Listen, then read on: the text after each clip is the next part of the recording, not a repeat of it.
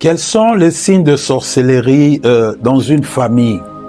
Comment on peut discerner que dans cette famille, il y a des signes de sorcellerie ou même d'occultisme? Puisque c'est la même chose, hein? Il y a trois types de sorcellerie. La sorcellerie blanche, rouge et noire. Mais au fond, c'est le même esprit qui est derrière.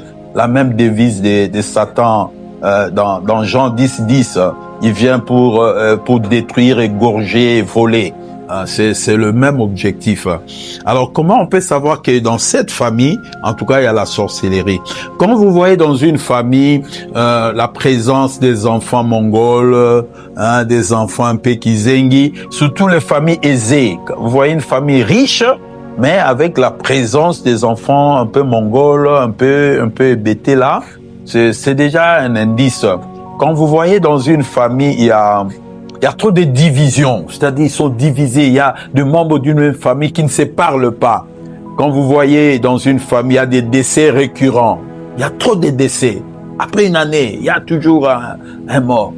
Quand vous voyez la présence de malformations, des accidents graves, des incendies, la succession de malheurs dans une famille, ce sont des indices qui montre que dans cette famille, il y a la sorcellerie, hein. Quand il y a des grands malheurs, surtout aussi quand vous voyez une famille, une pauvreté extrême.